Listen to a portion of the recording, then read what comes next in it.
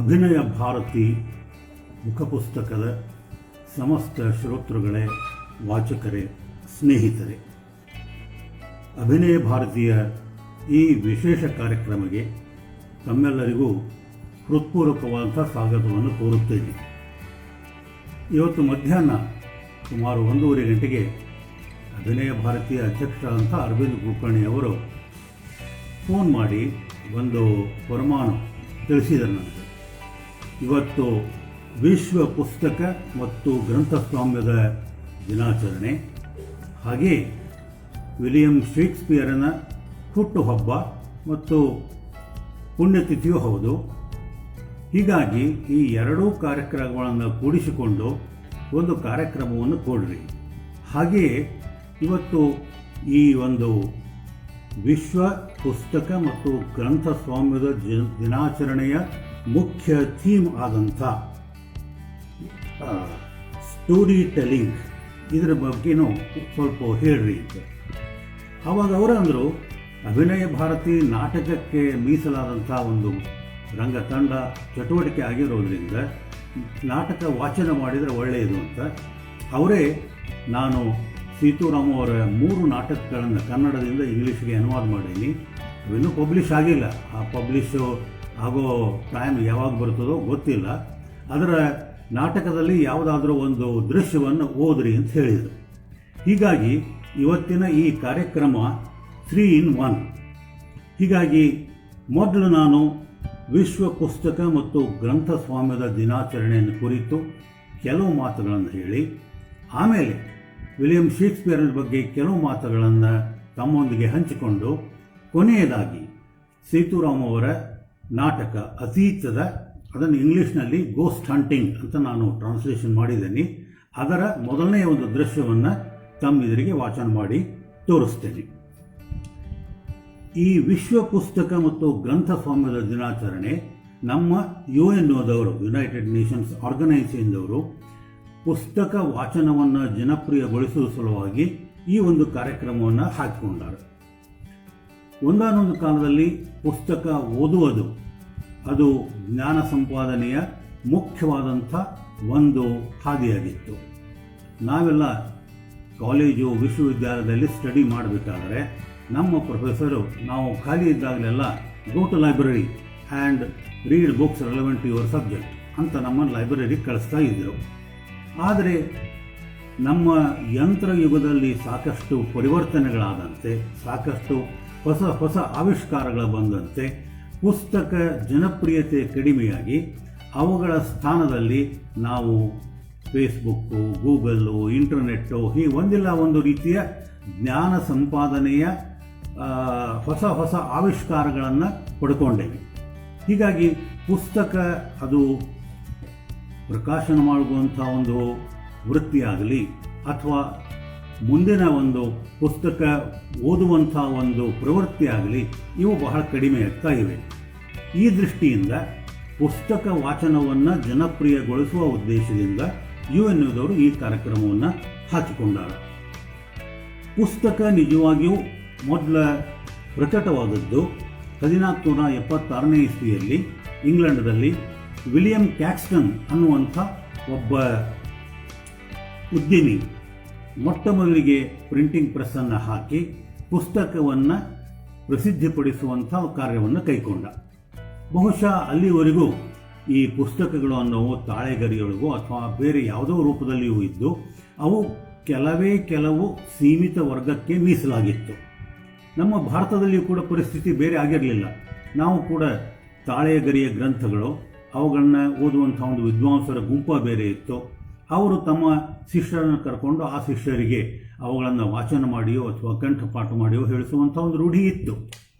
ಆದರೆ ಬಹುಜನರಿಗೆ ತಲುಪುವಾದಂಥ ಮತ್ತು ಬೇಗನೆ ಸಮಯದಲ್ಲಿ ಮುಟ್ಟಬಲ್ಲಂಥ ಈ ಒಂದು ಹೊಸ ಆವಿಷ್ಕಾರ ಜ್ಞಾನ ಪ್ರಸಾರಕ್ಕೆ ಮತ್ತು ಶಿಕ್ಷಣ ಪ್ರಸಾರಕ್ಕೆ ಅತ್ಯಮೂಲ್ಯವಾದ ಕೊಡುಗೆಯನ್ನು ಕೊಟ್ಟಿತು. ಯಾಕೆ ಈ ಮಾತನ್ನು ಹೇಳ್ತಾ ಇದ್ದೇನೆ ಅಂತಂದರೆ, ಕೆಲವು ಸಂಖ್ಯೆಗೆ ಪರಿಮಿತವಾದಂಥ ಗ್ರಂಥಗಳು ಮತ್ತು ಕೆಲವೇ ಜನರ ಸ್ವತ್ತಾದಂಥ ಈ ಜ್ಞಾನ ಅನೇಕ ಜನರಿಗೆ ತಲುಪುವಂತಾಗಿ ಜನರು ವಿದ್ಯಾವಂತರು ಬುದ್ಧಿವಂತರು ಆಗಿ ಜ್ಞಾನದ ಪ್ರಯೋಜನವನ್ನು ಪಡೆಯುವಂತೆ ಆಯಿತು. ಹೀಗಾಗಿ ಈ ಒಂದು ಪುಸ್ತಕ ಸಂಸ್ಕೃತಿ ಕೇವಲ ಪುಸ್ತಕ ಪ್ರಿಂಟ್ ಮಾಡೋದಲ್ಲ, ಅವುಗಳನ್ನು ಜನರಿಗೆ ತಲುಪಿಸಿ ಅವರ ಒಂದು ಬೌದ್ಧಿಕ, ಮಾನಸಿಕ ಮತ್ತು ಜ್ಞಾನದ ಕ್ಷಿತಿಜವನ್ನು ವಿಸ್ತಾರ ಮಾಡಲಿಕ್ಕೆ ಅನುಕೂಲ ಮಾಡಿಕೊಡುವಂಥ ಈ ಸಂಶೋಧನೆ ಬಹುಶಃ ಮನುಷ್ಯ ಮಾಡಿದಂಥ ಸಂಶೋಧನೆಗಳಲ್ಲಿ ಅತ್ಯಂತ ಮಹತ್ವವಾದದ್ದು ಅಂತ ನನ್ನ ಒಂದು ಪ್ರಾಮಾಣಿಕವಾದಂಥ ಅಭಿಪ್ರಾಯ. ಇದು ಎಷ್ಟರ ಮಟ್ಟಿಗೆ ಅಂತಂದರೆ, ಪುಸ್ತಕ ಪ್ರಿಂಟ್ ಮಾಡೋದು ಅಂತಂದರೆ ಮಷಿನ್ ಹಿಡ್ಕೊಂಡು ಬಿಳಿ ಹಾಳೆಯ ಮೇಲೆ ಅಕ್ಷರಗಳನ್ನು ಪ್ರಿಂಟ್ ಮಾಡಿ ಜನರಿಗೆ ತಲುಪಿಸೋದು ಅಷ್ಟೇ ಅಲ್ಲ. ಯಾಕೆ ಅಂದರೆ ಸಾಹಿತ್ಯವೇ ಆಗಲಿ, ಸಂಶೋಧನೆ ಆಗಲಿ, ಅಥವಾ ಬೇರೆ ಯಾವುದೇ ಒಂದು ಜ್ಞಾನದ ಶಾಖೆ ಆಗಲಿ, ಅದರಲ್ಲಿ ಅದಕ್ಕೆ ಸಂಬಂಧಪಟ್ಟಂಥ ಲೇಖಕ ತನ್ನ ಅನುಭವಗಳನ್ನು, ಅದು ಸಾಹಿತ್ಯ ಇರಬಹುದು, ನಾಟಕ ಇರಬಹುದು, ತತ್ವಜ್ಞಾನ ಇರಬಹುದು, ಧಾರ್ಮಿಕ ಗ್ರಂಥ ಇರಬಹುದು, ವಿಷಯ ಯಾವುದೇ ಇರಲಿ, ಅವನು ತಾನು ಕಂಡುಕೊಂಡಂಥ ಸತ್ಯವನ್ನು ಶಬ್ದಗಳ ಮೂಲಕ ಜನರಿಗೆ ತಲುಪಿಸಲಿಕ್ಕೆ ಪ್ರಯತ್ನ ಮಾಡ್ತಾನೆ. ಇನ್ನು ನಾವು ಸಾಹಿತ್ಯದ ವಿದ್ಯಾರ್ಥಿಗಳಾದಂಥವರು ಮತ್ತು ಸಾಹಿತ್ಯವನ್ನು ಅಭ್ಯಾಸ ಮಾಡುವಂಥವರು ಈ ಪುಸ್ತಕಗಳಿಂದ ಪಡೆಯುವ ಪ್ರಯೋಜನ ಏನು ಅಂದರೆ, ಕೇವಲ ಸಾಹಿತಿಯ ಅಥವಾ ಲೇಖಕನ ಒಂದು ಜೀವನಾನುಭವ ಅಲ್ಲದೆ ಅವನು ಜೀವಿಸಿದ್ದಂಥ ಕಾಲದಲ್ಲಿ ಮತ್ತು ಆ ಕಾಲಘಟ್ಟದ ಸಾಮಾಜಿಕ, ರಾಜಕೀಯ, ನೈತಿಕ ಈ ಎಲ್ಲ ಒಂದು ಸಂದರ್ಭಗಳೇನಿದ್ದು, ಮೌಲ್ಯಗಳೇನಿದ್ದು, ಅವು ಜನರ ಮೇಲೆ ಯಾವ ರೀತಿ ಪರಿಣಾಮವನ್ನು ಬೀರಿದವು, ಅದರಿಂದ ಜನಜೀವನದಲ್ಲಿ ಯಾವ ಬದಲಾವಣೆಗಳು ಬಂದವು, ಇಂಥ ಅನೇಕ ಮೌಲ್ಯಯುತವಾದಂಥ ಸಂಗತಿಗಳನ್ನು ಪುಸ್ತಕಗಳ ಮೂಲಕ ನಾವು ತಿಳ್ಕೊಳ್ಬಹುದು. ಅದಕ್ಕಾಗಿ 16ನೇ ಶತಮಾನದಲ್ಲಿ ಬದುಕಿದ್ದಂಥ ಮಿಲ್ಟನ್ ಈ ಪುಸ್ತಕದ ಬಗ್ಗೆ ಒಂದು ಅತ್ಯಂತ ಮಹತ್ವಪೂರ್ಣವಂಥ ಒಂದು ಮಾತನ್ನು ಹೇಳ್ತಾನೆ. ಆ ಮಾತು ಏನು ಅಂತಂದರೆ, a good book is the precious life blood of a master spirit embalmed and treasured up on purpose to a life beyond life. ಅಂದರೆ ಪುಸ್ತಕ ಕೇವಲ ಲೇಖಕನಿಗೆ ಸೀಮಿತವಾಗಿಲ್ಲ. ಆ ಪುಸ್ತಕದಲ್ಲಿ ಲೇಖಕನ ಸತ್ವಯುತವಾದಂಥ ಜೀವನ, ಅವನ ಆಳವಾದಂಥ ಆಲೋಚನೆಗಳು, ತೀಕ್ಷ್ಣವಾದಂಥ ವಿಮರ್ಶೆ, ಹೀಗೆ ಅನೇಕ ಸಂಗತಿಗಳು ಕೂಡಿಕೊಂಡು ಕೇವಲ ಅವನ ಸಮಕಾಲೀನ ಜನತೆಗೆ ಅಲ್ಲ, ಮುಂದೆ ಬರುವಂಥ ಪೀಳಿಗೆಯವರಿಗೂ ಕೂಡ ಅದು ಆ ಲೇಖಕನ ಮತ್ತು ಅವನ ಕಾಲಕ್ಕೆ ಸಂಬಂಧಪಟ್ಟಂಥ ಸಂಗತಿಗಳ ಬಗ್ಗೆ ಅಮೂಲ್ಯವಾದಂಥ ಮಾಹಿತಿಯನ್ನು ಕೊಡುತ್ತದಂತ. ಇದು ನಿಜವಾಗಿಯೂ ಪುಸ್ತಕದ ಒಂದು ದೊಡ್ಡ ಹಿರಿಮೆ. ನಾನು ಹೈಸ್ಕೂಲ್ನಲ್ಲಿ ಓದುತ್ತಿದ್ದಾಗ ಒಂದು ಕವಿತೆಯನ್ನು ಓದಿದ್ದೆ. ಆ ಕವಿತೆಯನ್ನು ಕಲಿಸಿದಂಥ ಮಾಸ್ತರರು ಬಹಳ ಅಚ್ಚುಕಟ್ಟಾಗಿ ಈ ಕವಿತೆಯನ್ನು ಕಲಿಸಿದ್ದರು. ಹೀಗಾಗಿ ಆ ಕವಿತೆಯನ್ನು ನನ್ನ ಮನಃಪಟಲದ ಮೇಲೆ ಬಹಳ ಅಚ್ಚಾಗಿ ಕೂತು ಬಿಟ್ಟದು. ಆ ಕವಿತೆಯ ಟೈಟಲ್ಲು ದ ಸ್ಕಾಲರ್ ಅಂತ. ಅದನ್ನು ಬರೆದವ ರಾಬರ್ಟ್ ಸದೆ ಅನ್ನುವಂಥ ಒಬ್ಬ ಇಂಗ್ಲಿಷ್ ಕವಿ. ಅವನು 19ನೇ ಶತಮಾನದಲ್ಲಿದ್ದಂಥ ಕವಿ. ವರ್ಡ್ಸ್ವರ್ತ್, ಕೋಲ್ರಿಡ್ಜ್, ಶೆಲಿ, ಕೀಟ್ಸ್, ಬೈರನ್ ಇಂಥ ಘಟಾನುಘಟಿ ಕವಿತೆಗಳ ಸಮಕಾಲೀನ. ಆದರೆ ಅವರು ಪಡೆದಂಥ ಒಂದು ಕೀರ್ತಿಯನ್ನಾಗಲಿ, ಪ್ರತಿಷ್ಠೆಯನ್ನಾಗಲಿ, ಪ್ರಸಿದ್ಧಿಯನ್ನಾಗಲಿ ಅವನು ಪಡೆದಿಲ್ಲ. ಆದರೆ ಅವನು ಜನಪ್ರಿಯನಾಗಿ ಉಳಿದಿರೋದು ಇಂಥ ಕೆಲವೊಂದು ಸಣ್ಣ ಸಣ್ಣ ಕವಿತೆಗಳ ಮೂಲಕ. ಆ ಕವಿತೆ ಬಹಳ ಸರಳವಾದ ಭಾಷೆಯಲ್ಲಿದ್ದು ನಾನು ಅದನ್ನು ನಿಮ್ಮೆದುರಿಗೆ ಓದಿ ತೋರಿಸ್ತೇನೆ. My days among the dead are past, around me I behold, wherever these casual eyes are cast, the mighty minds of old, my never failing friends are they, with whom I converse day by day. With them I take delight in weal and seek relief in woe, and while I understand and feel how much to them I owe, my cheeks have often been bedewed with tears of thoughtful gratitude. ಈ ಕೊನೆಯ ಒಂದು ನುಡಿ ಅದು ನಮ್ಮ ಉದ್ದೇಶಕ್ಕೆ ಅಷ್ಟೊಂದು ಪೂರಕವಾಗಿಲ್ಲ, ಆದರೂ ಅದನ್ನು ಓದ್ತೇನೆ. My thoughts are with the dead anon, my place with them will be, and I with them shall travel on through all futurity.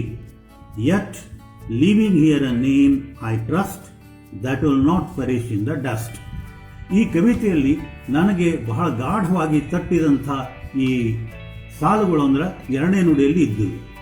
With them I take delight in weal ನಾನು ಸುಖ ಸಂತೋಷದಲ್ಲಿ ಇದ್ದಾಗ ಪುಸ್ತಕಗಳನ್ನು ಓದೋದರಿಂದ ನನಗೆ ಆನಂದ ಸಿಗುತ್ತದೆ. ಹಾಗೆ ಆ್ಯಂಡ್ ಸೀಕ್ ರಿಲೀಫ್ ಇನ್ ಓ, ನಾನು ಮನಸ್ಸಿಗೆ ಗ್ಲಾನಿಯಾದಾಗ, ಮನಸ್ಸಿಗೆ ನೋವಾದಾಗ, ಅಥವಾ ಯಾವುದೋ ಒಂದು ಕಾರಣದಿಂದ ಮನಸ್ಸು ಬೇಸರಗೊಂಡಾಗ, ನಿರಾಸೆಗೊಂಡಾಗ, ಸ್ವಲ್ಪ ದುಃಖಿತನಾದಾಗ, ಗ್ಲಾನಿಯಾದಾಗ ಆ ಪುಸ್ತಕಗಳನ್ನು ಓದೋದರಿಂದ ಅದರಿಂದ ನನಗೆ ಪರಿಹಾರ ಸಿಗುತ್ತದೆ. And while I understand and feel how much to them I owe, ನಾನು ಈ ಪುಸ್ತಕಗಳಿಗೆ ಎಷ್ಟೊಂದು ಕೃತಜ್ಞನಾಗಿದ್ದೇನೆ ಅಂತಂದರೆ ಅವುಗಳನ್ನು ನೆನೆದಾಗೆಲ್ಲ ಕೃತಜ್ಞತೆಯಿಂದ ನನ್ನ ಕೆನ್ನೆಗಳು ಆ ಕೃತಜ್ಞತೆಯ ಕಣ್ಣೀರಿನಿಂದ ನೆನೀತಾವಂತೆ. ಅಂದರೆ ಒಂದೇ ಮಾತಿನಲ್ಲಿ ಹೇಳಬೇಕು ಅಂತಂದರೆ ಈ ಪುಸ್ತಕಗಳು ಒಬ್ಬ ಮನುಷ್ಯನಿಗೆ ಏನೆಲ್ಲವನ್ನೂ ಕೊಡಬಲ್ಲವು ಅಂತ. ಸಂತೋಷ ಇದ್ದರೆ ಅವನ್ನ ಓದಿ ನಮ್ಮ ಸಂತೋಷ ಎರಡು ಪಟ್ಟಾಗ್ತದೆ. ನಾವು ದುಃಖಿತರಾದಾಗ, ನೋವನ್ನು ಉಂಡಾಗ ಪುಸ್ತಕಗಳನ್ನು ಓದಿ ಶಾಂತಿ, ಸಮಾಧಾನ, ನೆಮ್ಮದಿಯನ್ನು ಪಡೆಯಬಹುದು. ಹೀಗಾಗಿ they are never failing friends. ನಮ್ಮ ಗೆಳೆಯರು ಒಮ್ಮೊಮ್ಮೆ ನಮ್ಮನ್ನು ಫೇಲ್ ಮಾಡಬಹುದು ಅಥವಾ ನಮ್ಮ ಎಕ್ಸ್ಪೆಕ್ಟೇಷನ್ಗೆ ತಕ್ಕಂಗೆ ಬರಲಿಕ್ಕಿಲ್ಲ. ಆದರೆ ಈ ಪುಸ್ತಕಗಳು ಅನ್ನುವಂಥ ಸನ್ಮಿತ್ರರೇನಿದ್ದಾರಲ್ಲ, ಇವುಗಳನ್ನು ನಾವು ಇವುಗಳ ಜೊತೆಯಲ್ಲಿರೋದರಿಂದ ನಮಗೆ ಯಾವಾಗಲೂ, ಯಾವುದೇ ಕ್ಷಣದಲ್ಲಿಯೂ, ಯಾವುದೇ ಸಂದರ್ಭದಲ್ಲಿಯೂ ನಮಗೆ ಬೇಕಾದಂಥ ಸುಖ, ಶಾಂತಿ, ಆನಂದ, ನೆಮ್ಮದಿ ಇದು ಸಿಕ್ಕೇ ಸಿಗುತ್ತದೆ. ಈ ದೃಷ್ಟಿಯಿಂದ ಪುಸ್ತಕಗಳನ್ನು ಓದೋದು ಅತ್ಯವಶ್ಯಕವಾದದ್ದು. ಇನ್ನು ನಮ್ಮ ಭಾರತೀಯ ಪರಂಪರೆಯಲ್ಲಿ ಪುಸ್ತಕ ಯಾವಾಗ ಬಂತೋ ನನಗೆ ಸರಿಯಾಗಿ ಮಾಹಿತಿ ಇಲ್ಲ. ನನಗೆ ತಿಳುವಳಿಕೆ ಮಟ್ಟಿಗೆ 1846ರಲ್ಲಿ ಮಂಗಳೂರಿನಲ್ಲಿ ಕ್ರಿಶ್ಚಿಯನ್ ಮಿಷನರಿಗಳು ಏನು ಬಂದರು, ಆ್ಯಕ್ಚುಲಿ ಜರ್ಮನ್ ಮಿಷನರಿಗಳಿದು. ಮೋಗ್ಲಿಂಗ್ ಅನ್ನೋರು ಮೊದಲನೇ ಒಂದು ಪ್ರಿಂಟಿಂಗ್ ಪ್ರೆಸ್ ತೆಗೆದು ಮಂಗಳೂರು ಸಮಾಚಾರ ಅನ್ನುವಂಥ ಒಂದು ಪತ್ರಿಕೆಯನ್ನು ಪ್ರಾರಂಭಿಸಿದರು. ಬಹುಶಃ ಕನ್ನಡದಲ್ಲಿ ಪ್ರಕಟವಾದಂಥ ಮೊಟ್ಟ ಮೊದಲ ಸಮಾಚಾರ ಪತ್ರಿಕೆ ಅದು ಇರಬಹುದು. ಕರ್ನಾಟಕದಲ್ಲಿ ಈ ಪುಸ್ತಕ ಅನ್ನೋದು ಇದು ಸಾವಿರಾರು ಜನರನ್ನು ಏಕಕಾಲದಲ್ಲಿ ತಲುಪಬಲ್ಲಂಥ ಒಂದು ಮಾಧ್ಯಮವಾಗಿದೆ. ಹೀಗಾಗಿ ನಾವು ಈ ಪುಸ್ತಕ ಒಂದು ಸಂಸ್ಕೃತಿ ಎನ್ನೋದಲ್ಲ, ಅದನ್ನು ಬೆಳೆಸಬೇಕು. ಇನ್ನೊಂದು ಮಾತು, ನಮ್ಮಲ್ಲಿ ಪುಸ್ತಕ ಬರೋದಕ್ಕಿಂತ ಮೊದಲ ಒಂದು ಓರಲ್ ಟ್ರೆಡಿಷನ್ ಇತ್ತು. ಸಾಮಾನ್ಯವಾಗಿ ಶ್ರುತಿ ಅಂದರೆ ಕಿವಿಯಿಂದ ಕೇಳಿದ್ದು, ವೇದಕ್ಕೂ ಶ್ರುತಿ ಅಂತ ಹೆಸರು. ಅಂದರೆ ಈ ಜ್ಞಾನ ಒಂದು ತಲೆಮಾರಿನಿಂದ ಇನ್ನೊಂದು ತಲೆಮಾರಿಗೆ ಓರಲ್ ತೋಂಡಿಯ ಮುಖಾಂತರ ಬರ್ತಿತ್ತು. ಪುಸ್ತಕ ಬಂದ ಮೇಲೆ ಈ ಪದ್ಧತಿ ಕಡಿಮೆಯಾಗಿ ಪುಸ್ತಕ ಓದೋದರಿಂದ, ಅದು ಗುರು ಶಿಷ್ಯ ಪರಂಪರೆ ಇರಲಿ ಇರದೇ ಇರಲಿ, ಆ ಪುಸ್ತಕದ ಮೂಲಕ ಜ್ಞಾನವನ್ನು ಪಡೆಯುವಂಥ ಒಂದು ಪ್ರವೃತ್ತಿ ಬೆಳೆಯಿತು. ಇಂಗ್ಲೀಷ್ನಲ್ಲಿ ಪಂಡಿತನಿಗೆ ವೆಲ್ ರೆಡ್ ಮ್ಯಾನ್ ಅಂತಾರೆ, ಕನ್ನಡದಲ್ಲಿ ಅಥವಾ ಸಂಸ್ಕೃತದಲ್ಲಿ ಬಹುಶ್ರುತ ಅಂತಾರೆ.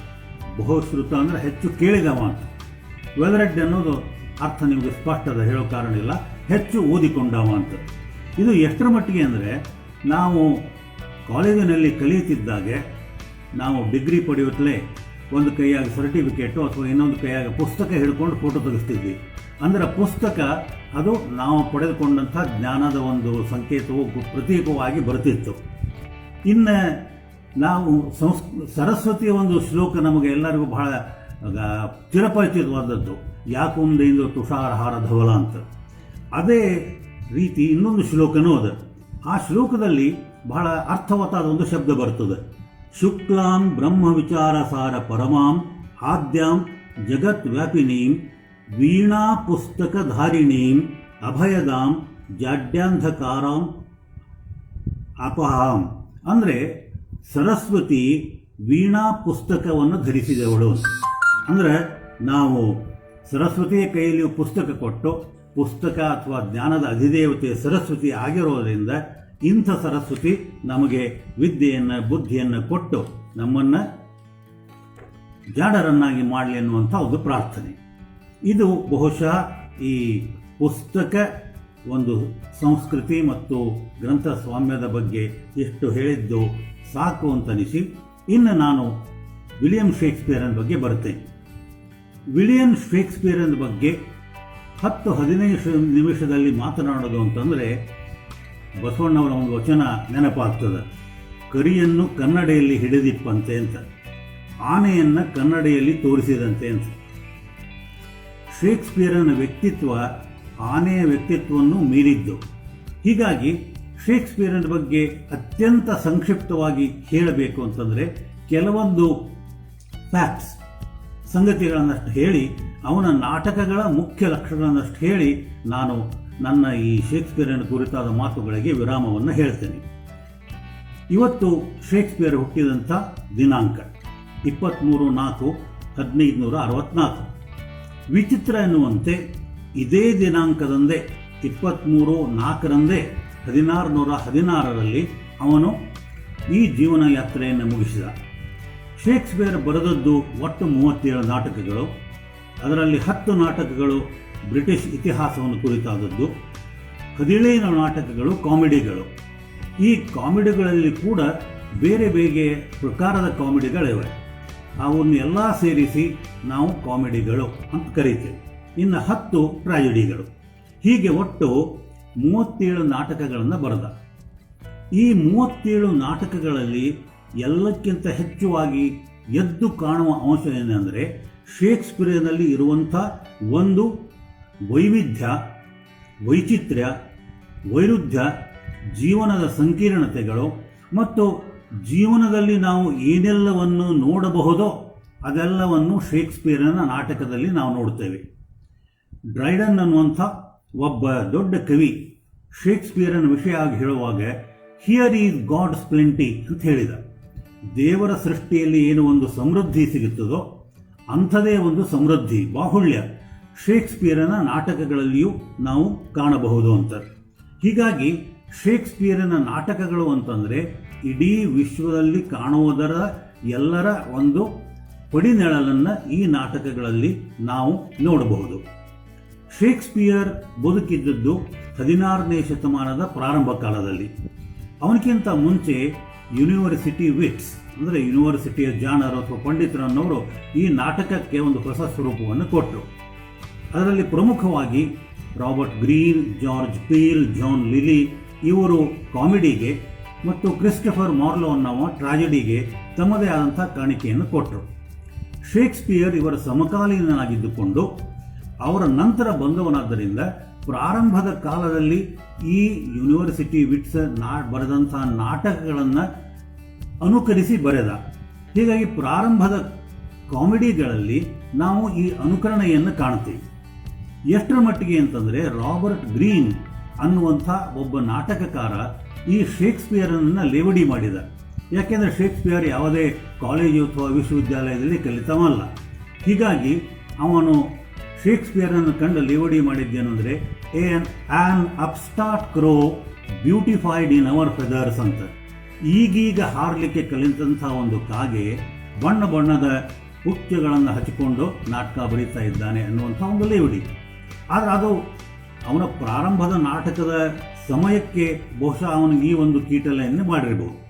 ಅದರ ನಂತರ ಅಂದರೆ ಉದಾಹರಣೆಗೆ ಹೇಳಬೇಕು ಅಂತಂದರೆ comedy of errors, 2 gentleman of Verona, ಇಂಥ ಟೇಮಿಂಗ್ ಆಫ್ ಫಿರೋ, all is well that ends well ಇಂಥ ನಾಟಕಗಳಲ್ಲಿಯೇ ಈ ಪ್ರಾರಂಭಿಕ ಹಂತವನ್ನು ಬಿಟ್ಟು ಮುಂದೆ ಏನು ಕಾಮಿಡಿಗಳು ಬರ್ತಾವೆ ಅವನ ಬಹಳ ಪರಿಣಿತಮತಿಯಂಥ ಕಾಮಿಡಿಗಳು. ಸಾಮಾನ್ಯವಾಗಿ ಈ ಕಾಮಿಡಿಗಳಲ್ಲಿ ನಾವು 4 ಕಾಮಿಡಿಗಳನ್ನು ಬಹಳ ಹೆಸರು ತಗೊಳ್ತೇವೆ. As you like it, the merchant of Venice, 12th night ಮತ್ತು ಮಿಡ್ಸಮರ್ ನೈಟ್ಸ್ ಡ್ರೀಮ್. ಈ ನಾಟಕಗಳಲ್ಲಿ ಮುಖ್ಯವಾಗಿ ನಾವು ಕಾಣೋದು ಅಂದರೆ ಪ್ರೀತಿ, ಪ್ರೇಮ, ಪ್ರಣಯ ಮತ್ತು ಹಾಸ್ಯ. ನಮ್ಮ ಪ್ರೊಫೆಸರ್ ಒಬ್ಬರು ಈ ನಾಟಕಗಳನ್ನು ಕುರಿತು ಹೇಳುವಾಗ ಒಂದು ಮಾತನ್ನು ಹೇಳ್ತಿದ್ದರು. ಈ ನಾಟಕಗಳಿಗೆ ಬರುವಂಥ ಪಾತ್ರಗಳು, ಅದರಲ್ಲಿ ಉನ್ನತ ವರ್ಗದ ಪಾತ್ರಗಳು, ಅವರ ಜೀವನದಲ್ಲಿ 3 ಕೆಲಸವ ಅಂತ. ಏನು ಅಂತಂದರೆ ಮೊದಲೇದ್ದು ಮೇಕಿಂಗ್ ಲಾಫ್, ಎರಡನೇದ್ದು ಮೇಕಿಂಗ್ ಸಾಂಗ್ಸ್, ಮೂರನೇದ್ದು ಮೇಕಿಂಗ್ ಜೋಕ್ಸ್. ಹೀಗಾಗಿ ಈ ನಾಟಕಗಳನ್ನು ಲವ್ ಗೇಮ್ ಕಾಮಿಡೀಸ್ ಅಂತ ಕರೀತಾರೆ. ಇದರಲ್ಲಿ ಶೇಕ್ಸ್ಪಿಯರ್ ಕೊಡುವಂಥ ಒಂದು ಜೀವನ ಚಿತ್ರ ಅತ್ಯಂತ ಸುಂದರವಾದದ್ದು. ಅದು bright sunshine comedies, love game comedies, happy comedies ಇತ್ಯಾದಿ ಇತ್ಯಾದಿ ಹೇಳ್ತಾರೆ. ಅದರಲ್ಲಿಯೂ ವಿಶೇಷವಾಗಿ ಅವನ ಪರಿಣಿತ ಪ್ರಜ್ಞೆಯ ನಾಟಕ ಅಂತಂದರೆ 12th ನೈಟ್.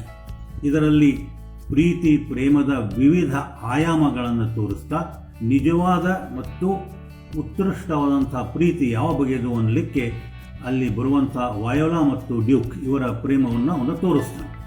ಇಂಥದೇ ಅನೇಕ ಉದಾಹರಣೆಗಳನ್ನು ನಾವು as you like it, merchant of Venice ಮುಂತಾದ ನಾಟಕಗಳಲ್ಲಿ ಕೊಡಬಹುದು. ಈ ಪ್ರೀತಿ, ಪ್ರೇಮ, ಪ್ರಣಯ ಇದರ ಜೊತೆಗೇನೆ ಶೇಕ್ಸ್ಪಿಯರ್ ಕೊಡೋದು ಅತ್ಯಂತ ಮಹತ್ವವಾದಂಥ ಒಂದು ಜೀವನ ಮೌಲ್ಯ ಅಂತಂದ್ರೆ ಸ್ನೇಹ. ಈ ಸ್ನೇಹ, ವಿಶ್ವಾಸ ಗಂಡು ಹೆಣ್ಣಿನ ಪ್ರೀತಿಗಿಂತಲೂ ಹೆಚ್ಚು ಮಹತ್ವಪೂರ್ಣವಾದದ್ದು. ಉದಾಹರಣೆಗೆ ನಾವು ಮರ್ಚೆಂಟ್ ಆಫ್ ವೆನಿಸ್ ನಾಟಕದಲ್ಲಿ ನೋಡುವಂಥ ಬಸಾನಿಯೋ ಮತ್ತು ಆಂಟೋನಿಯೋ ಅವರ ಸ್ನೇಹ, ಮತ್ತು ಉಳಿದ ಕಾಮಿಡಿಗಳಲ್ಲಿ ನೋಡುವಂಥ ಬೇರೆ ಬೇರೆ ಪಾತ್ರಗಳಲ್ಲಿ ಬರುವಂಥ ಒಂದು ಈ ಸ್ನೇಹ, ಅದು ಗಂಡಿರಬಹುದು ಅಥವಾ ಹೆಣ್ಣಿರಬಹುದು. ಒಟ್ಟಿನಲ್ಲಿ ಒಂದೇ ಮಾತಿನಲ್ಲಿ ಹೇಳಬೇಕಂದ್ರೆ ಪ್ರೀತಿ, ಪ್ರೇಮ, ಪ್ರಣಯದ ಜೊತೆಗೆ ಸ್ನೇಹ, ವಿಶ್ವಾಸ, ನಂಬಿಕೆ ಇಂಥ ಜೀವನ ಮೌಲ್ಯಗಳನ್ನು ಎತ್ತಿ ಹಿಡಿಯುವುದು. ಇದು ಈ ಪರಿಣಿತ ನಾಟಕಗಳ ಒಂದು ಮುಖ್ಯವಾದಂಥ ಅಂಶ. ಹಾಗೆ ಇಲ್ಲಿ ಕಂಡುಬರುವಂಥ ಹಾಸ್ಯ, ಹ್ಯೂಮರ್. ಶೇಕ್ಸ್ಪಿಯರ್ ತನ್ನ ಸಮಕಾಲೀನ ನಾಟಕಕಾರರಂತೆ ಮನುಷ್ಯರಲ್ಲಿ ಇರುವಂತಹ ದೌರ್ಬಲ್ಯಗಳನ್ನು ಎತ್ತಿ ತೋರಿಸಿ ಕಟಿಕೆ ಆಡೋದಾಗಲಿ ಅಥವಾ ಟೀಕೆ ಮಾಡೋದಾಗಲಿ ಇಂಥ ಒಂದು ಹಾಸ್ಯವನ್ನು ಕೊಡಲಿಲ್ಲ. ಶೇಕ್ಸ್ಪಿಯರನ ಹಾಸ್ಯ ಅಂದರೆ ನಾವು ಪಾತ್ರಗಳ ಜೊತೆಗೆ ಪ್ರೇಕ್ಷಕರಾಗಲಿ ಅಥವಾ ವಾಚಕರಾಗಲಿ ನಕ್ಕು ನಲಿಯುವಂಥ ಒಂದು ಹಾಸ್ಯ, ಜೀನಿಯಲ್ ಹ್ಯೂಮರ್, ಹೆಲ್ದಿ ಹ್ಯೂಮರ್, ಅಥವಾ ನಮ್ಮನ್ನು ಬಹಳ ಆನಂದಮಯವಾದಂಥ, ಸುಖಮಯವಾದಂಥ ಒಂದು ಲೋಕಕ್ಕೆ ಕೊಂಡೊಯ್ಯುವಂಥ ಒಂದು ಹಾಸ್ಯ ಅವನಲ್ಲಿ. ಹೀಗಾಗಿ ಈ ಕಾಮಿಡಿಗಳು ಮ್ಯಾಚ್ಯೂರ್ ಕಾಮಿಡಿ ಅಂತ ಅನಿಸಿಕೊಳ್ತಾವೆ.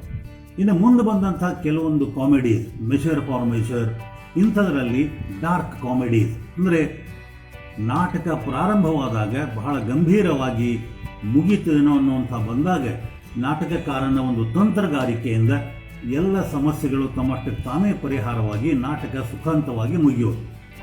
ಇದು ಅವನ ಎರಡನೇ ಅವಧಿಯ ಪರಿಣಿತ ಹಾಸ್ಯ ನಾಟಕಗಳು. ಮೂರನೇದ್ದು ಕೊನೆಯ ಅವಧಿಯೊಳಗೆ ಬರ್ತದೆ. ಅವನ್ನ ನಾವು ಡ್ರಾಮ್ಯಾಟಿಕ್ ರೊಮ್ಯಾನ್ಸಸ್ ಅಂತ ಕರಿತೀವಿ. ಅದರ ವಿಷಯವಾಗಿ ಈ ಟ್ರ್ಯಾಜಿಡಿಗಳನ್ನು ಹೇಳಿದ ಮೇಲೆ ನಾನು ಒಂದೆರಡು ಮಾತಿನಲ್ಲಿ ಅವುಗಳನ್ನು ಮುಗಿಸ್ತೇನೆ. ಇನ್ನು ಈ ಒಂದು ನಾಟಕಗಳಲ್ಲಿ 10 ಟ್ರ್ಯಾಜಿಡಿಗಳಲ್ಲಿ ಅತ್ಯಂತ ಪ್ರಸಿದ್ಧವಾದಂಥವು, ಜಗತ್ಪ್ರಸಿದ್ಧವಾದಂಥವು 4 ನಾಟಕಗಳು: ಹ್ಯಾಮ್ಲೆಟ್, ಮ್ಯಾಕ್ಬೆತ್, ಅಥೆಲೋ, ಕಿಂಗ್ ಲಿಯರ್. ಹಾಗೆಯೇ ರೋಮನ್ ಮತ್ತು ಗ್ರೀಕ್ ಈ ಇತಿಹಾಸವನ್ನು ಕುರಿತು ಬರೆದಂಥ ಜೂಲಿಯಸ್ ಸೀಸರ್ ಆಗಲಿ, ಆಂಟನಿ ಅಂಡ್ ಕ್ಲಿಯೋಪ್ಯಾಟ್ರಾ ಆಗಲಿ, ಪೆರಿಕ್ಲೀಸ್, ಟೈಮನ್ ಆಫ್ ಅಥೆನ್ಸ್, ಕೊರಿಯೋಲಾನಸ್, ಇವು ಕೂಡ ಈ 4 ಟ್ರಾಜಿಡಿಗಳ ಮಟ್ಟಕ್ಕೆ ಬರೆದಿದ್ದರೂ ಕೂಡ ಹೆಚ್ಚು ಕಡಿಮೆ ಅದೇ ಒಂದು ಲೆವೆಲ್ನಲ್ಲಿ ಬರುವಂಥ ನಾಟಕಗಳು. ಶೇಕ್ಸ್ಪಿಯರನ ಟ್ರಾಜಿಡಿಗಳನ್ನು ಕುರಿತು ಕೆಲವು ಮಾತುಗಳು ಹೇಳೋದು ಅತ್ಯಂತ ಕಠಿಣವಾದಂಥ ಕೆಲಸ. ಆದರೆ ಶೇಕ್ಸ್ಪಿಯರ್ ಈ ನಾಟಕಗಳಲ್ಲಿ ಗ್ರೀಕ್ ನಾಟಕಕಾರರಿಂದ ಹೆಚ್ಚಾಗಿ ಆಗಿನ ಕಾಲಕ್ಕೆ ಬಹಳ ಪ್ರಭಾವಶಾಲಿಯಾದಂಥ ರೋಮನ್ ನಾಟಕಕಾರ ಸೆನೆಕಾ ಇವನ ಪ್ರಭಾವಕ್ಕೆ ಒಳಗಾದಂತೆ ಕಂಡುಬರುತ್ತದೆ. ಸೆನೆಕಾನ ಒಂದು ಮುಖ್ಯ ಲಕ್ಷಣ ಏನು ಅಂದರೆ ಅವನ ನಾಟಕಗಳಲ್ಲಿ ಸೇಡು, ರಿವೆಂಜ್ ಅದಕ್ಕೆ ಬಹಳ ಮಹತ್ವ. ಹಾಗೆಯೇ ಬ್ಲಡ್ ಅಂದರೆ ವಯೋಲೆನ್ಸ್. ಈ ಬ್ಲಡ್ ಅನ್ನೋದು ಬ್ಲಡ್ ಶೆಡ್ ಆಗಿ ವಯೋಲೆನ್ಸ್ ಆಗಬಹುದು, ಅಥವಾ ಮನುಷ್ಯನ ಹೃದಯದಲ್ಲಿ ಅಡಗಿರುವಂಥ ರಾಗ ದ್ವೇಷಗಳು, ಬಹಳ ತೀವ್ರವಾದಂಥ ಭಾವನೆಗಳು ಇರಬಹುದು. ಹೀಗಾಗಿ ಇಲ್ಲಿ ಈ ರಾಗದ್ವೇಷಗಳಿಗೆ ಒಳಗಾದಂಥ ಒಬ್ಬ ಧೀರೋದಾತ್ತ ನಾಯಕ ಯಾವ ರೀತಿ ತನ್ನ ಪತನವನ್ನು ಕಾಣ್ತಾನೆ ಎಂಬುದನ್ನು ಅವನು ತೋರಿಸ್ತಾನೆ. ಇಲ್ಲಿ ಮ್ಯಾಕ್ಬೆತ್ನಲ್ಲಿ ಮಹತ್ವಾಕಾಂಕ್ಷೆ, ಅಥೆಲೋನಲ್ಲಿ ಅಸೂಯೆ, ಹ್ಯಾಮ್ಲೆಟ್ನಲ್ಲಿ ಕೆಲಸವನ್ನು ಮುಂದೂಡುವಂಥ ಒಂದು ಪ್ರವೃತ್ತಿ, ಪ್ರೊಕ್ರಾಸ್ಟಿನೇಷನ್. ಹಾಗೆ ಕಿಂಗ್ ಲಿಯರ್ನಲ್ಲಿ ವಯಸ್ಸಿಗೆ ತಕ್ಕಂಥ ಒಂದು ವಿವೇಚನೆ ಅಥವಾ ವಿವೇಕದ ಅಂತ ನಡತೆ ಇಲ್ಲದೇ ಇರೋದು. ಹೀಗೆ ಅಲ್ಲಿಯ ಪಾತ್ರಗಳು ತಮ್ಮ ಹೃದಯದಲ್ಲಿ ಇರುವಂಥ ಯಾವುದೋ ಒಂದು ದೌರ್ಬಲ್ಯಕ್ಕೆ ಒಂದು ನಿರ್ಣಾಯಕ ಕ್ಷಣದಲ್ಲಿ ತಪ್ಪು ನಿರ್ಣಯವನ್ನು ಕೈಕೊಂಡು ತಾವು ಬಹಳ ಘೋರವಾದಂಥ ಯಾತನೆಗೆ ಒಳಗಾಗೋಲ್ದೆ, ಈ ಯಾತನೆ ದೈಹಿಕವಾಗಿರಬಹುದು ಅಥವಾ ಮಾನಸಿಕವಾಗಿರಬಹುದು, ಇದಕ್ಕೆ ಒಳಗಾಗಿ ತಮ್ಮ ಕೊನೆಯನ್ನು ಕಾಣುತ್ತಾರೆ. ಹೀಗೆ ಎಷ್ಟೇ ಒಳ್ಳೆಯ ಗುಣಗಳಿದ್ದರೂ ಕೂಡ ಯಾವುದೋ ಒಂದು ನಿರ್ಣಾಯಕ ಘಟ್ಟದಲ್ಲಿ ಒಂದು ತಪ್ಪನ್ನು ಮಾಡಿ ಆ ಸಣ್ಣ ತಪ್ಪಿನಿಂದ ಅವರು ಕೇವಲ ತಾವಷ್ಟೇ ನಾಶವಾಗಿ ಹೋಗೋದಲ್ಲ, ತಮ್ಮ ಸುತ್ತಮುತ್ತಲ ಇದ್ದವರಿಗೂ ಕೂಡ ಆ ಒಂದು ರೀತಿಯ ಹಾನಿಯನ್ನು ತರುವಂಥ ಒಂದು ಪ್ರಸಂಗ ಇಲ್ಲಿ ಬರ್ತದೆ. ಹೀಗಾಗಿ ಇಲ್ಲಿ ನಾವು ನೋಡೋದೇನು ಅಂದರೆ ಅಕಸ್ಮಾತ್ತಾಗಿ ಈ ನಾಯಕರು ಈ ನಿರ್ಣಯವನ್ನು ಕೈಗೊಳ್ಳಬೇಕಾದಂಥ ಒಂದು ಬಹಳ ಸೂಕ್ಷ್ಮವಾದಂಥ ಅಥವಾ ಕ್ರಿಟಿಕಲ್ ಮೂಮೆಂಟ್ನಲ್ಲಿ ಆ ನಿರ್ಣಯವನ್ನು ಕೈಗೊಳ್ಳದೆ ಇದ್ದರೆ ಏನಾಗಬಹುದಿತ್ತು? ಈಗ ಉದಾಹರಣೆಗೆ ನಾವು ಹ್ಯಾಮ್ಲೆಟ್ ನಾಟಕದಲ್ಲಿ ಅವನು ತನ್ನ ಚಿಕ್ಕಪ್ಪನ ಕೊಲೆಯನ್ನು ಮಾಡಬೇಕು ಸೇಡು ತೀರಿಸಿಕೊಳ್ಳಲಿಕ್ಕೆ. ಅದನ್ನು ನಾವು ಮುಂದೆ ಹಾಕಿ ಹಾಕ್ತಾನೆ ಎಲ್ಲಿಯವರೆಗೆ ನಾಟಕದಲ್ಲಿ ಕೇವಲ ಅವನ ಚಿಕ್ಕಪ್ಪ ಒಬ್ಬನೇ, ಒಟ್ಟು ನಾಟಕದ ಕೊನೆಯಲ್ಲಿ 10 ಹೆಣಗಳು ಬೀಳ್ತಾವೆ. ಅಂದರೆ ಆಗಿನ ಕಾಲಕ್ಕೆ ಇದು ಬಹಳ ಜನರಿಗೆ ಅತಿ ರಂಜನೆಯನ್ನು ಕೊಡುವಂಥ ಒಂದು ಸಂಖ್ಯೆ. ಅದರ ಜೊತೆಗೆ ಬೇರೆ ಬೇರೆ ಇದ್ದು ಆ ದೃಷ್ಟಿಯಿಂದ ನೋಡಿದಾಗ ಶೇಕ್ಸ್ಪಿಯರ್ ಆಗಿನ ಕಾಲದ ಜನರ ಅಭಿರುಚಿಗೆ ತಕ್ಕಂತೆ ನಾಟಕದ ಇವತ್ತಿನ ಒಂದು ಶಬ್ದ ಉಪಯೋಗಿಸುವ ಮಸಾಲ ಅವುಗಳನ್ನೆಲ್ಲ ಉಪಯೋಗಿಸಿಕೊಂಡು ಕೂಡ ಶ್ರೇಷ್ಠ ಮಟ್ಟದ ನಾಟಕಗಳನ್ನು ಕೊಟ್ಟ. ಹೀಗಾಗಿ ಹ್ಯಾಮ್ಲೆಟ್ನ ಜಗದಲ್ಲಿ ಆಥೆಲ್ಲೋ ಇದ್ದರೆ, ಆಥೆಲ್ಲೋನ ಜಗದಲ್ಲಿ ಹ್ಯಾಮ್ಲೆಟ್ ಇದ್ದರೆ ಟ್ರ್ಯಾಜಿಡಿ ಆಗ್ತಾನೇ ಇರಲಿಲ್ಲ. ಹಾಗಾಗಿಲ್ಲ. ಅಂದರೆ ಈ ನಾಟಕಗಳಲ್ಲಿ ಶೇಕ್ಸ್ಪಿಯರ್ ಅಂಥ ಸನ್ನಿವೇಶಗಳನ್ನು, ಅಂಥ ಪಾತ್ರಗಳನ್ನು ನಿರ್ಮಾಣ ಮಾಡಿ ಮನುಷ್ಯ ತನ್ನ ಯಾವುದೋ ಒಂದು ದುರ್ಬಲ ಕ್ಷಣದಲ್ಲಿ ಒಂದು ನಿರ್ಣಯವನ್ನು ಕೈಕೊಂಡು ಅದರಿಂದ ತಾನೂ ಪರಿತಾಪ ಪಡೋದಲ್ಲದೆ ತನ್ನ ಜೊತೆಗಿದ್ದವರಿಗೂ ಪರಿತಾಪವನ್ನು ಕೊಡ್ತಾನೆ ಅನ್ನೋದು. ಇದಕ್ಕೆ ನಾನು ಒಂದು ವಾಕ್ಯವನ್ನು ಹೇಳಕ್ಕೆ ಇಷ್ಟಪಡ್ತೇನೆ. The saddest words in the language it could have been ಅಂತ ಒಬ್ಬ ವಿಮರ್ಶಕ ಹೇಳ್ಯಾನ. ಇಟ್ ಕುಡ್ ಹ್ಯಾವ್ ಬೀನ್ ಅಂದ್ರೇನು? ಏನು ನಾನು ಮಾಡಿದಂಥ ಕೆಲಸವನ್ನು ಬಿಟ್ಟು ಬೇರೆ ಆಗಬಹುದಾಗಿತ್ತು, ಆದರೆ ಇದು ಬೇರೆ ಆಗೋದಿಲ್ಲ. ಈಗ ಉದಾಹರಣೆಗೆ ಮ್ಯಾಕ್ಬೆತ್ ನಾಟಕದಲ್ಲಿ ತನ್ನ ಮಹತ್ವಾಕಾಂಕ್ಷೆಯನ್ನು ಈಡೇರಿಸಿಕೊಳ್ಳಲಿಕ್ಕೆ ಮನೆಗೆ ಅತಿಥಿಯಾಗಿ ಬಂದಂಥ ರಾಜನನ್ನೇ ಕೊಲೆ ಮಾಡಿದಂಥ ಮ್ಯಾಕ್ಬೆತ್ ಕೊನೆಗೆ ಪಡೆದದ್ದೇನು? ನೋವು, ನಿರಾಸೆ, ಹೆಂಡತಿಯಾದ ಸಾವು, ಸಹಿಸಲಾದ್ಯಂತ ಮಾನಸಿಕ ಕ್ಷೋಭೆ, ಯಾತನೆ. ಕೊನೆಗೆ ಅವನೇ ನಾಟಕದ ಕೊನೆಯಲ್ಲಿ ಒಂದು ಮಾತನ್ನು ಹೇಳ್ತಾನೆ. That which should accompany old age, honor, love, obedience, troops of friends, I must not look to have. ಎಂಥ ಒಂದು ತೀವ್ರವಾದಂಥ ನಿರಾಸೆ. ಕೊನೆಗೆ ಹೆಂಡತಿ ಸತ್ತು ಹೋದ್ಲು ಅಂತ ಬಂದಾಗ ಅವನು ಹೇಳುವಂಥ ಸೊಲಿಲಪ್ಪುಯಲ್ಲಿ ಒಂದು ಮಾತು ಬಹಳ ಇಡೀ ಇಂಗ್ಲಿಷ್ ಸಾಹಿತ್ಯದಲ್ಲಿ ಮೇಲಿಂದ ಮೇಲೆ ಉದ್ಧರಿಸುವಂಥ ವಾಕ್ಯ. Life is a story told by an idiot full of sound and fury signifying nothing. ಅಂದರೆ ರಾಜನಾಗಿ ದರ್ಪದಿಂದ ಅಧಿಕಾರದಿಂದ ಸುಖ ಸುಪ್ಪತ್ತಿಗೆಯಲ್ಲಿ ಮೆರೆಯಬೇಕಂತ ಕನಸು ಕಂಡ ರಾಜನನ್ನು ಕೊಂದಂಥವ ಬಂದು ತಲುಪಿದಂಥ ನಿರ್ಣಯ ಏನು? Life is a story told by an idiot full of sound and fury signifying nothing. ಇದು ಕೇವಲ ಈ ಒಂದು ನಾಟಕದ ಉದಾಹರಣೆಯನ್ನು ನಾನು ಕೊಟ್ಟದ್ದು. ಒಟ್ಟಿನಲ್ಲಿ ಶೇಕ್ಸ್ಪಿಯರನ ನಾಟಕಗಳಲ್ಲಿ ನಾವು ತಪ್ಪು ಅಥವಾ ಅಪರಾಧ ಮಾಡಿದ್ದಕ್ಕೆ ಶಿಕ್ಷೆ ಆಗಲೇಬೇಕು.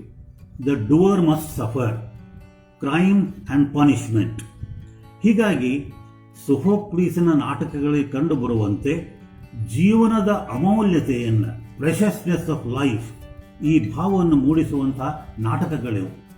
ಮಾನವ ಜನ್ಮ ದೊಡ್ಡದು, ಹಾನಿ ಮಾಡಿಕೊಳ್ಳಬೇಡಿ ಹುಚ್ಚಪ್ಪಗಳಿರೋ ಅಂತ ದಾಸರು ಹೇಳಿದರು. ಶೇಕ್ಸ್ಪಿಯರ್ ಇದೇ ಮಾತನ್ನೇ ಬೇರೆ ರೀತಿಯಲ್ಲಿ ಹೇಳ್ತಾನೆ. ಈ ಮಾನವನ ಜನ್ಮ ದೊಡ್ಡದು ಅನ್ನುವಂಥ ತತ್ವ ಅಥವಾ ತಥ್ಯ ಅರ್ಥ ಆಗಬೇಕಾದ್ರೆ, ಇದು ಸಾರ್ಥಕವಾಗಬೇಕಾದ್ರೆ ಮನುಷ್ಯ ತನ್ನಲ್ಲಿ ಇರುವಂಥ ಅಹಮ್ಮನ್ನು, ಸ್ವಾರ್ಥವನ್ನು ಅಥವಾ ಈ ರಾಗದ್ವೇಷಗಳಿಗೆ ಈಡಾಗುವುದನ್ನು ಬಿಟ್ಟು ನಾವು ಜಗತ್ತಿನೊಡನೆ ಉಳಿದವರು ಕೂಡ ಅರ್ಥವಾದಂಥ ಒಂದು ಬಾಂಧವ್ಯವನ್ನು, ಸಂಬಂಧವನ್ನು ಬೆಳೆಸಿಕೊಂಡಾಗ ಇದು ಸಾಧ್ಯ ಆಗ್ತದೆ. ಇವತ್ತಿನ ಒಂದು ಜನಪ್ರಿಯವಾದಂಥ ಕೊಟೇಶನ್ ಹೇಳಬೇಕು ಅಂದರೆ ಸಬ್ ಕಾ ಸಾಥ್ ಸಬ್ ಕಾ ವಿಕಾಸ್. ಇದು ಯಾವುದೇ ಒಂದು ರಾಜಕೀಯ ಪಕ್ಷದ ಪ್ರೇರಣೆಯಿಂದ ನಾನು ಈ ಮಾತನ್ನು ಹೇಳ್ತಾ ಇಲ್ಲ.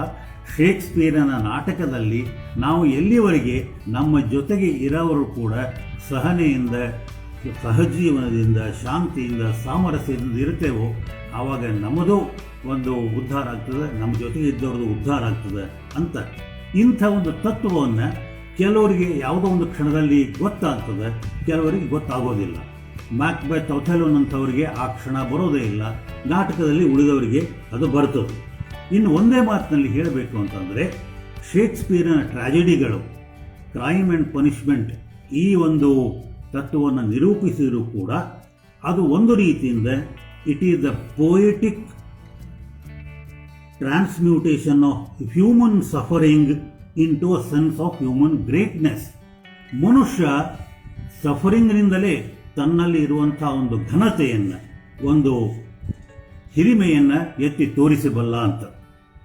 ಗಯಟೆ ನಾಟಕಗಳನ್ನು ಕುರಿತು ಒಂದು ಮಾತನ್ನು ಹೇಳ್ತಾನೆ, happiness is good for our health, sorrow strengthens our soul. ಅಂದರೆ ಸಾರೋ ಆಗಲಿ ಸಫರಿಂಗ್ ಆಗಲಿ ಮನುಷ್ಯನ ಆತ್ಮಶಕ್ತಿಯನ್ನು ಪರೀಕ್ಷಿಸಿ ಆ ಆತ್ಮಶಕ್ತಿಯನ್ನು ಗಟ್ಟಿಗೊಳಿಸ್ತದೆ. ಈ ದೃಷ್ಟಿಯಿಂದ ಶೇಕ್ಸ್ಪಿಯರಿನ ನಾಟಕಗಳು ಈ ಅರ್ಥದಿಂದ ಬಹಳ ಮಹತ್ವವಾದದ್ದು. ಇನ್ನು ಅವನ ಕೊನೆಯ ನಾಟಕ, ಅದರಲ್ಲಿ ಅತ್ಯಂತ ಮಹತ್ವವಾದದ್ದು ದ ಟೆಂಪೆಸ್ಟ್. ನಾನು ಹಿಂದೆ ಈ ಅಭಿನಯ ಭಾರತಿ ವೇದಿಕೆಯಲ್ಲಿ ಮಾತನಾಡುವಾಗ ಟೆಂಪೆಸ್ಟ್ ಕುರಿತು ಮಾತಾಡಿದ್ದರಿಂದ ಕೇವಲ ಒಂದೇ ಒಂದು ವಾಕ್ಯದಲ್ಲಿ ಟ್ರಾಜಿಡಿ, ಕ್ರೈಮ್ ಆ್ಯಂಡ್ ಪನಿಷ್ಮೆಂಟ್ ಇವುಗಳ ಒಂದು ಥೀಮನ್ನು ಇಟ್ಟುಕೊಂಡ್ರೆ ಕೊನೆಯ ನಾಟಕಗಳು ಸಿನ್ ಆ್ಯಂಡ್ ಫರ್ಗಿವ್ನೆಸ್. ಯಾವುದೋ ಒಂದು ಕಾರಣದಕ್ಕೆ ಮನುಷ್ಯ ತಪ್ಪನ್ನು ಮಾಡ್ತಾನೆ, ಅಪರಾಧವನ್ನು ಮಾಡ್ತಾನೆ, ಏನೋ ತಿಳಿಯೋ ಮತ್ತೊಬ್ಬರಿಗೆ ಅನ್ಯಾಯವನ್ನು ಮಾಡಿರ್ತಾನೆ. ಆದರೆ ಆ ಅನ್ಯಾಯಕ್ಕೆ ಪ್ರತೀಕಾರವನ್ನು ಕೈಗೊಳ್ಳದೆ, ಸೇಡು ಕೈಗೊಳ್ಳದೇನೆ ಅದನ್ನು ಕ್ಷಮಿಸಿ ಅವರಿಗೆ ತಮ್ಮ ಜೀವನವನ್ನು ಸುಧಾರಿಸಿಕೊಳ್ಳಲಿಕ್ಕೆ ಒಂದು ಅವಕಾಶವನ್ನು ಕೊಡೋದು, ಮತ್ತು ನಾವು ಕ್ಷಮೆಯನ್ನು ಮಾಡಿ ನಾವು ಕೂಡ ಅವರಿಗೆ ಇನ್ನೊಂದು ಅವಕಾಶವನ್ನು ಬದುಕಲಿಕ್ಕೆ ಕೊಡಬೇಕು ಅನ್ನುವಂಥ ಒಂದು ದೊಡ್ಡ ತತ್ವವನ್ನು ಈ ನಾಟಕಗಳು ಸಾರ್ತವೆ. ಈ ಟೆಂಪೆಸ್ಟ್ ನಾಟಕದಲ್ಲಿ ಕೊನೆಗೆ ಬರುವಂಥ ಒಂದು ಮಾತು, ಮಹತ್ತರಂ ಅವರು ಎಸಗಿದ ಅನ್ಯಾಯ ನನ್ನೆದೆ ನಿರಿಯುವುದು, ಆದೊಡಂ ಸನ್ಮತಿಯ ನೆಚ್ಚರಿಸಿ ಅದಕ್ಕೆ ಬೆಂಬಲವೀವೆನು. ನಮಗೆ ಜೀವನದಲ್ಲಿ ಅನೇಕರು ಅನೇಕ ರೀತಿಯಿಂದ ಅನ್ಯಾಯ ಮಾಡಿರಬಹುದು, ಆದರೆ ಅನ್ಯಾಯಕ್ಕೆ ನಾವು ಸೇಡನ್ನು ತೀರಿಸಿಕೊಳ್ಳದೆ ನಮ್ಮೊಳಗೆ ಇರುವಂಥ ಸನ್ಮತಿಯನ್ನು, ಸದ್ಬುದ್ಧಿಯನ್ನು ಜಾಗೃತಗೊಳಿಸಿ ಆ ಸದ್ಬುದ್ಧಿಗೆ ಬೆಂಬಲವನ್ನು ಕೊಟ್ಟು ರೋಷವನ್ನು ಪ್ರತಿಭಟಿಸಿ ಸೇಡನ್ನನ್ನೇ ಕೊಂದು ಕ್ಷಮೆಯಿಂದ ದಯೆಯಿಂದ ವರ್ತಿಪುದೇ ಘನತರಂ. ಸೇಡಿನಿಂದಲ್ತು. ಜೀವನದಲ್ಲಿ ಅವಶ್ಯವಾಗಿ ಬೇಕಾಗಿರೋದು ಸೇಡಿಗೆ ಸೇಡಲ್ಲ, ಆ ಸೇಡಿಗೆ ಕ್ಷಮೆಯನ್ನು ಕೊಟ್ಟು ಅವರಿಗೂ ಬದುಕಲಿಕ್ಕೆ ಅವಕಾಶ ಕೊಡೋದು, ನಾವು ಬದುಕೋದು. Live and let live. ಇಂಥ ಒಂದು ಉದಾತ್ತ ತತ್ವವನ್ನು ಈ ಶೇಕ್ಸ್ಪಿಯರನ ನಾಟಕಗಳು ತೋರಿಸ್ತವೆ. ಹೀಗೆ ಮನುಷ್ಯ ಈ ಒಂದು ಜೀವನ ನಾಟಕದಲ್ಲಿ ನಾನು ಯಾವ ರೀತಿ ಬದುಕಬೇಕು ಎಂಬುದನ್ನು ಶೇಕ್ಸ್ಪಿಯರನ ನಾಟಕಗಳು ನಮಗೆ ಕಲಿಸಿಕೊಡ್ತಾವೆ. ಕೊನೆಗೆ ಹೇಳೋದು ಒಂದೇ ಒಂದು ಮಾತು, ತನ್ನ ಈ ನಾಟಕಗಳ ಮೂಲಕ ಅತ್ಯಂತ ಶ್ರೇಷ್ಠವಾದಂಥ ಜೀವನ ದರ್ಶನವನ್ನು ಕೊಟ್ಟು ಶೇಕ್ಸ್ಪಿಯರ್ ಕೇವಲ ಸಾಹಿತ್ಯಕ್ಕಷ್ಟೇ ಅಲ್ಲ, ಭಾಷೆಗೆ ಕೂಡ ದೊಡ್ಡದಾದಂಥ ಒಂದು ಕೊಡುಗೆಯನ್ನು ಕೊಟ್ಟಾನು. ಸಾಮಾನ್ಯವಾಗಿ ಇಂಗ್ಲಿಷ್ ವಿದ್ಯಾರ್ಥಿಗಳು ಶೇಕ್ಸ್ಪಿಯರ್ ಕಾಂಟ್ರಿಬ್ಯೂಷನ್ ಲ್ಯಾಂಗ್ವೇಜ್ ಅನ್ನುವಾಗ ಅನೇಕ ಶಬ್ದಗಳನ್ನು ಅವನು ಕೊಟ್ಟಾನು. Exile, assassination, catastrophe, critical, demonstrate, emphasis, extract, horrid, incarnadine, meditate, modest ಇತ್ಯಾದಿ ಇತ್ಯಾದಿ ಇತ್ಯಾದಿ ಹೇಳ್ಕೋತ ಹೋದರೆ ಅದಕ್ಕೆ ಕೊನೆ ಎಂಬುದಿಲ್ಲ. ಹೀಗಾಗಿ ಶೇಕ್ಸ್ಪಿಯರ್ ಭಾಷೆಯ ದೃಷ್ಟಿಯಿಂದಾಗಲಿ, ಸಾಹಿತ್ಯಿಕ ದೃಷ್ಟಿಯಿಂದಾಗಲಿ, ಜೀವನ ದರ್ಶನದ ದೃಷ್ಟಿಯಿಂದಾಗಲಿ ಅದ್ವಿತೀಯನಾದಂಥ ನಾಟಕಕಾರ. ಅವನ ಅನೇಕ ಸಮಕಾಲೀನರು, ಆನಂತರ ಬಂದಂಥ ಅನೇಕ ಕವಿಗಳು, ವಿಮರ್ಶಕರು ಅವನಿಗೆ ಸಾಕಷ್ಟು ಟ್ರಿಬ್ಯೂಟ್ ಅಂದರೆ ಅವನ ಹಿರಿಮೆಯನ್ನು ಕುರಿತು ಹೇಳಿದ್ದಾರೆ. ಬೆನ್ ಜಾನ್ಸನ್ ಅವನಂಥ ಸಮಕಾಲೀನ he was not of N age but of all times ಅನ್ನುವಂಥ ಒಂದು ಮಾತನ್ನು ಹೇಳಿದ. ಅಂದರೆ ಶೇಕ್ಸ್ಪಿಯರ್ 16ನೇ ಶತಮಾನಕ್ಕೆ ಸಂಬಂಧಪಟ್ಟಂಥ ಇಂಗ್ಲಿಷ್ ನಾಟಕಕಾರನಾದರೂ ಕೂಡ ಅವನು ಇಡೀ ವಿಶ್ವಕ್ಕೆ ಸಂಬಂಧಪಟ್ಟಂಥ ನಾಟಕಕಾರ. ನಮಗೆ, ನಿಮಗೆ, ಎಲ್ಲರಿಗೂ ಅವನು ಅತ್ಯಂತ ಪ್ರಸ್ತುತವಾದಂಥ ನಾಟಕಕಾರ ಅಂಥೇಳಿ ಶೇಕ್ಸ್ಪಿಯರನ ಬಗ್ಗೆ ಈ ನನ್ನ 4 ಮಾತುಗಳನ್ನು ಮುಗಿಸ್ತೇನೆ.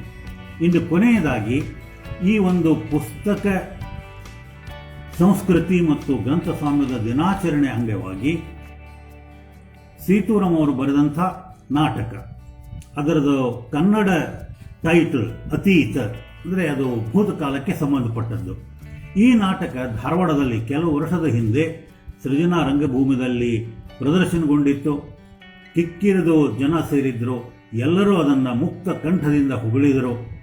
ಈ ನಾಟಕದಲ್ಲಿ ಮುಖ್ಯವಾಗಿ ಬರೋದು ಒಬ್ಬ ದೊಡ್ಡ ಹೆಸರು ಮಾಡಿದಂಥ ವಕೀಲ.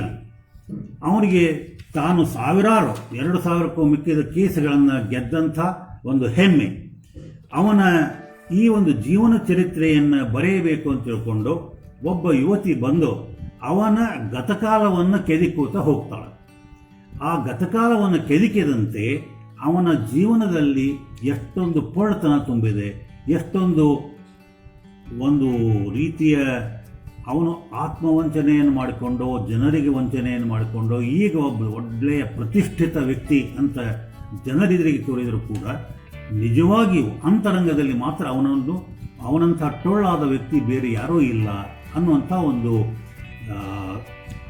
ಸಾರ್ವಕಾಲಿಕ ಸತ್ಯ ಅಂತ ಹೇಳ್ಬೋದು. ಯಾಕೆ ಅಂತಂದರೆ ಇವತ್ತು ನಮ್ಮ ಸುತ್ತಮುತ್ತಲು ನೋಡಿದವರು ನಾವು ಯಾವುದೇ ಒಂದು ವೃತ್ತಿಯನ್ನಾಗಲಿ ಅಥವಾ ಯಾವುದೇ ಒಂದು ವ್ಯಕ್ತಿಯನ್ನಾಗಲಿ ಉದ್ದೇಶಿಸಿ ಹೇಳೋದಿಲ್ಲ.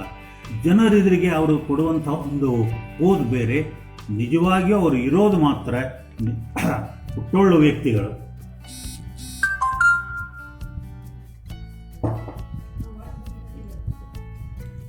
ಆ ದೃಷ್ಟಿಯಿಂದ ಈ ಅತೀತ ಅನ್ನೋದನ್ನು ಗೋಸ್ಟ್ ಹಂಟಿಂಗ್ ಅನ್ನೋ ಹೆಸರಿಂದ ಟ್ರಾನ್ಸ್ಲೇಷನ್ ಮಾಡಿದ್ದೀನಿ. ಅವರ ಮೊದಲಿನ 2 ನಾಟಕಗಳನ್ನು ನಾನು ಇಂಗ್ಲೀಷಿಗೆ ಮಾಡೇನಿ. ಪ್ರಾರಂಭದಲ್ಲಿ ಹೇಳಿದಂತೆ ಪಬ್ಲಿಷ್ ಮಾಡೋ ವಿಚಾರ ಇತ್ತು. ಎಷ್ಟು ಜನ ಪಬ್ಲಿಷರಿಗೆ ನಾನು ಬರೆದು ಕೇಳಿಕೊಂಡು ಅವರಿಂದ ಇದುವರೆಗೂ ಯಾವುದೇ ಉತ್ತರ ಬಂದಿಲ್ಲ. ಅಂದರೆ ಉತ್ತರ ಬಂದಿಲ್ಲ ಅಂದಮೇಲೆ ಅವ್ರು ಬಹುಶಃ ಅವ್ರಿಗೆ ಇದರೊಳಗೆ ಆಸಕ್ತಿ ಇಲ್ಲ ಎಂಬುದನ್ನು ತಿಳ್ಕೋಬೇಕು ನಾವು. ಇರಲಿ, ಆದರೆ ಇದು ಅನುವಾದ ಮಾಡುವಾಗ ನನಗೆ ಭಾಳ ಖುಷಿ ಕೊಟ್ಟಿದ್ದರಿಂದ ಈ ಖುಷಿಯ ಒಂದೆರಡು ಸಣ್ಣ ಕ್ಷಣಗಳನ್ನು ನಿಮ್ಮೊಂದಿಗೆ ಹಂಚಿಕೊಳ್ಳಲಿಕ್ಕೆ ಬಯಸ್ತೇನೆ. ಕೇವಲ ಮೊದಲೇ ಒಂದು ದೃಶ್ಯವನ್ನು ಮಾತ್ರ ಓದ್ತೇನೆ. ಇದರ ಮೊದಲೇ ದೃಶ್ಯದಲ್ಲಿ ಈ ವಕೀಲನ ಮನೆಯ ಒಂದು ಲಿವಿಂಗ್ ರೂಮ್, ಆ ಯುವತಿ ಬಂದು ಅವರ ಆತ್ಮಕಥೆಯನ್ನು ಬರೆಯಬೇಕು ಅಂತ ಬಂದಾಗ ಅವರು ನಡೆಯುವಂಥ ಒಂದು ಸಂಭಾಷಣೆ. Old man, I don't think it is necessary. The word does not need it. To be specific, the word does not deserve it. Waste of time. Sheer waste of time. Girl, you are a celebrity. You are the most successful character of this century. Your life could be an inspiration to the whole generation. It could be a role model and a reference point as well. Hence, the need for your autobiography to be recorded. No need of it. I am retired. I have retired from public life. I have retired not only from my profession but also from public life. Therefore, I don't want it. I have a house to live in. I have wealth and property to enjoy. I have money to squander. I have health for pleasure of my life. I have no responsibilities. My son is in Germany and the daughter in Australia. It's 30 years since my wife passed away. Poor woman. She was in a great hurry. She was born in a hurry. She gave birth to her 2 children in a hurry. It's a pity she entrusted those children to my care and passed away in a hurry. She stood by me in my hard days, but didn't have the patience to wait for the sunny days. It's a palatial house. It has a gym to keep one healthy, an attached bar to meet my habits. There is a home theater. This is a centrally air-conditioned house. System is automatic. It maintains 26 degrees constantly. I don't find time. There is a cook. He comes once a week and prepares food. There is a garden around. It provides flowers for my puja and vegetables for my diet. There are 2 Malis who come on alternate days. There is a watchman at the entrance gate. There are dogs to ward off the thieves. It's my world, my own pretty small world. I lead quite a happy life without bothering about the world outside. No BP, no diabetic, no cholesterol, no regrets about the past life, no dreams of the future, only the present, the happy, happy present. I don't get newspapers, no TV, no sound system, no computer, no internet, nothing at all. I don't need them. I have been living without the awareness that there exists a world outside my house. To be frank, it's heaven. I'm in heaven. Children, I told you no.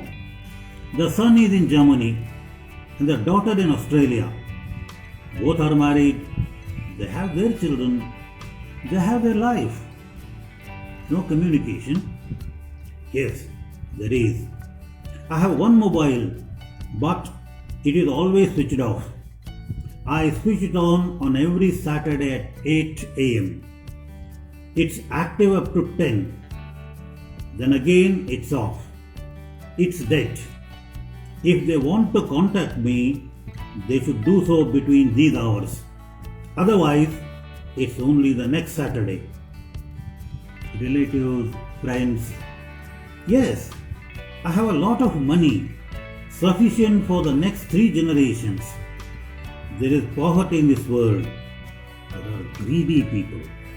There are lazy ones. There are frauds, cheats, swindlers.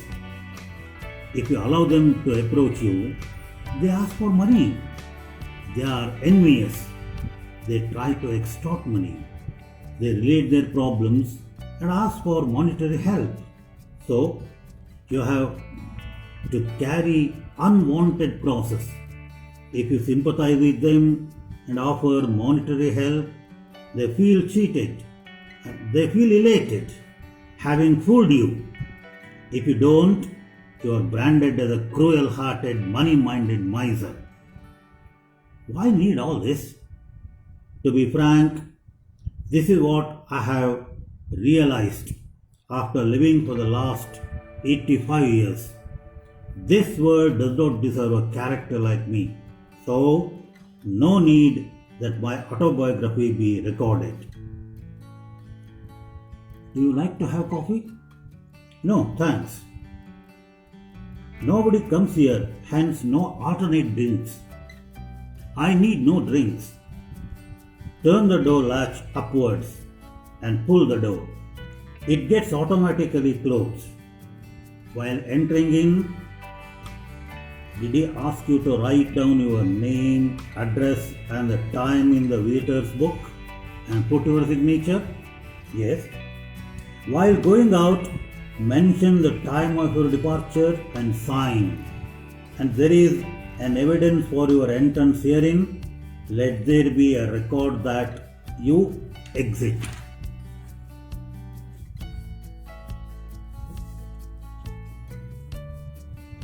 Isn't that a recorder? Whatever I have said has been recorded. You had switched on the recorder. Why stare at me like that? Do you think this 85-year-old man won't come to know? No doubt, I am old, but all my organs are active. Whatever I have said is recorded. Delete it and then go. As per law, it's a crime to record the details of my personal life without my prior permission. It is invading my privacy. Privacy is my constitutional right. He deletes and then offers to go. How old are you? 22 years. Education? MA in literature. Literature? Had you no merit? I did have. No money? You didn't have enough money to buy a professional course and pay the fees for every semester? Poverty is no crime. What about your family? My mother is there, working. It's not relevant here. Oh, it's not worth mentioning. Father? No. No means dead. No. No again. Have you eloped or you don't know at all? You are invading my privacy. Privacy is my constitutional right too. You don't know who your father is, don't know what is your history, no lineage to speak of. Poverty doesn't allow you to live. In such circumstances, anger is but natural. Anger, stubbornness, shyness, these are all symbols and yardsticks of characterlessness. Arrogance. No, it's pride which is above arrogance. I have earned my pride. What's the matter? Nothing. You laughed. No, I did say it. You laughed. What was there in my words to be laughed at? What did you find in my behavior? No, there was nothing as such. Okay, bye. I have a remote in my hand. The door lock is automatic. I can lock you up for where I am sitting. Tell me, why did you laugh? I was reminded of Angulimala's story. The Angulimala of the Buddha's times. He was a highwayman. Every time he robbed a passerby, he used to chop off his thumb, made a string of them and wore it around his neck. Thus, there were 99 thumbs in the ring. For the 100th count, he encountered the Buddha. When you were bragging about your achievements in pride, I recalled him as bragging about his feats. 62 years of legal profession. I was the most successful criminal lawyer. Never told a single lie. Who knows? Never committed a single crime. That's what you say. In this dirty world, I have lived the life of the Buddha. I have saved 2,861 clients from punishment. I have given them justice as I was the Buddha. I am in recluse. If I were an Angulimala, I won't have been free in this world. It is the saints who are lonely. Dacoits are always found in love.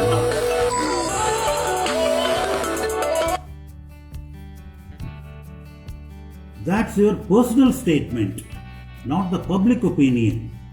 If it were the life of the Buddha that you have lived, unravel it, uncover it. Why? What are you afraid of? Let it be documented. It will be a lesson to the world, an example to the world. If you think that it is Angulimala life, then cover it up, hide it. I have no objection. First, you requested me. I didn't agree. Then you tried to dig me up, but I didn't budge. Now you are challenging me. I was in legal practice for 62 years, criminal lawyer. Lawyers, the moment they come across a weakness, an argument, they stand up for countering it. They need no reason to fight. You are provoking me. If I keep quiet, it's an insult to my profession. Come tomorrow at 8 a.m. I will give you 2 hours time. For 5 days, 10 hours. That's enough. I will make you behold the Buddha. You will try to find out Angulimala who found his place in history. Come tomorrow. So this is the first scene of the play Ghost Hunting. My dear Abhinaya Bharati virtual Vedike viewers and listeners, I don't want to take much time. I thank you for giving me a good hearing. As I said, this was a special program. I hope you enjoyed it. Thank you once again. I thank my dear friend Arvind Kulkarni, the president of Abhinay Bharati, for giving an unexpected opportunity to share my thoughts on these topics with you. Thank you very much.